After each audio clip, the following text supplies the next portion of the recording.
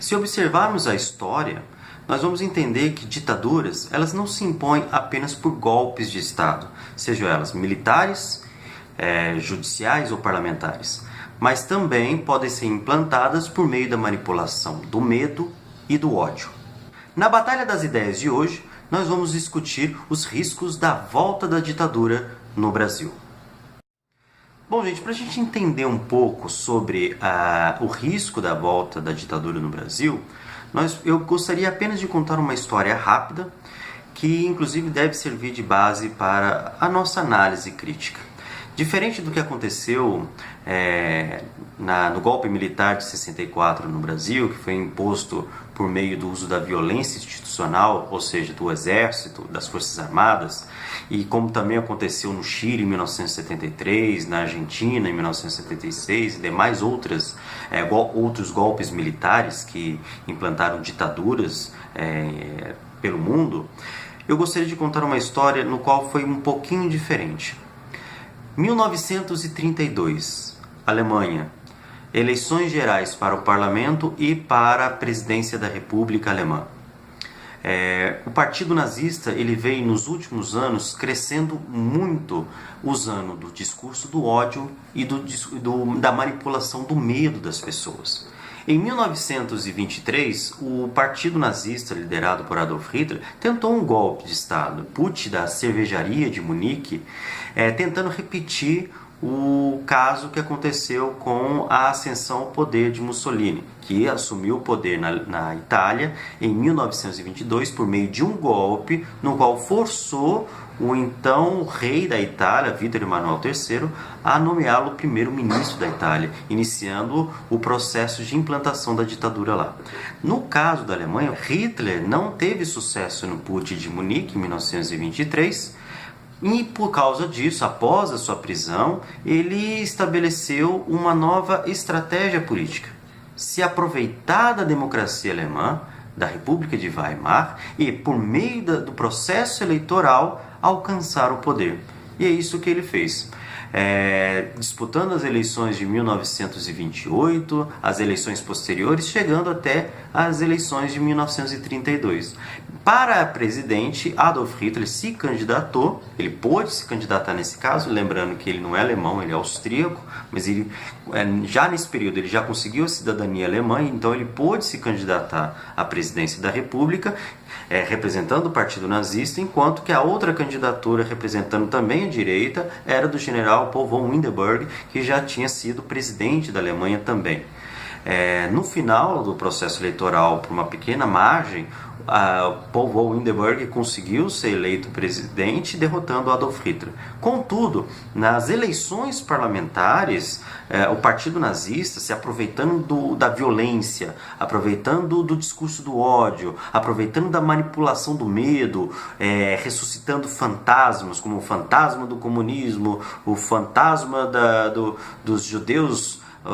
da grande conspiração judaica, da grande conspiração dos países estrangeiros, e da necessidade de retomar a pureza da raça ariana e a superioridade da raça ariana na Europa, usando desses recursos, o Partido Nazista teve uma votação bastante expressiva para o parlamento. Tornou-se a bancada, em relação à partida, a maior bancada do Reichstag, do parlamento alemão, apesar de eles não terem alcançado a maioria absoluta das cadeiras do parlamento. Então foi pelo processo eleitoral que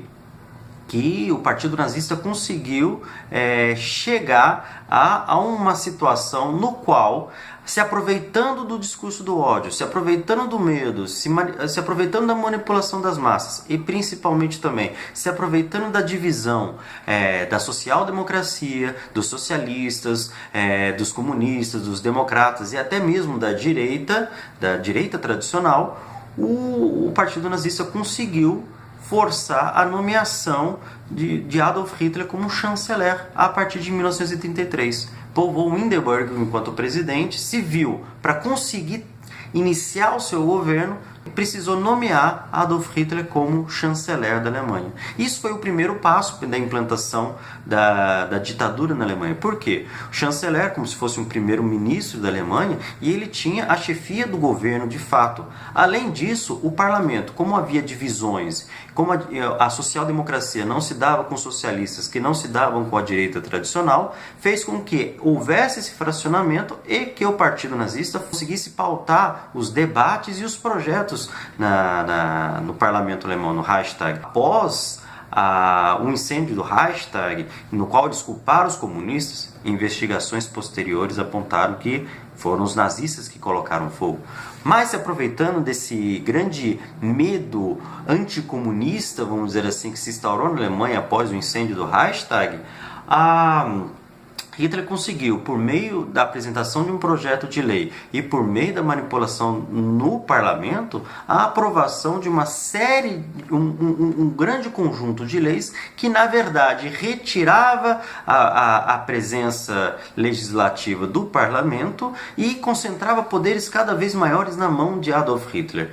E, inclusive, após a morte de Hindenburg, Hitler conseguiu a aprovação no parlamento, porque ele tinha a maioria, a aprovação da junção dos cargos de presidente e de chanceler na Alemanha, alcançando o pleno poder absoluto na Alemanha a partir de 1934, depois 1935, ou seja, tudo isso foi dentro das ditas regras democráticas. No caso do Brasil, existe esse mesmo perigo, não de um golpe militar nesse exato momento que vai tomar o poder, mas a ascensão ao governo de uma candidatura que traz ideias, valores e comportamentos fascistas, e é um fascismo neoliberal, que nós vamos dizer assim, que, inclusive, não sei se vocês prestaram atenção, para as eleições do Congresso, houve um crescimento da presença conservadora, reacionária, de extrema-direita e fascista. Vamos aí olhar o que os estados elegeram de senadores e deputados federais, e a gente percebe o grande risco que esse candidato fascista assume a chefia do governo enquanto presidente e tendo ao seu lado a maioria do Congresso conservador, explorando das divisões, explorando inclusive na sociedade do medo, do ódio, aproveitando da violência institucionalizada, a gente pode ter em pouco tempo a implantação de uma ditadura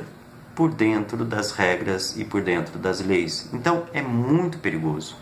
Então é importante que nesse momento a gente lute contra o discurso fascista, lute contra a presença da candidatura fascista neoliberal e que repudiemos nas urnas essa candidatura, porque é o seguinte, os governos eles não são perfeitos, os governos eles trazem muitos problemas, mas é somente numa democracia e é somente com a participação popular direta nessa democracia, inclusive criando novos espaços de participação popular, é que a gente possa construir uma sociedade mais justa, igualitária e um desenvolvimento do Brasil. Então é necessário salvar a democracia. Então nesse momento, no segundo turno das eleições, é necessário repudiar essa candidatura neofascista, neoliberal e votar em Haddad número 13 para a gente garantir que a democracia seja salva no país ou que pelo menos sobreviva mais algum tempo. Então vamos lá, gente, no dia 28 votar contra o fascismo, contra a extrema-direita e contra o discurso do ódio.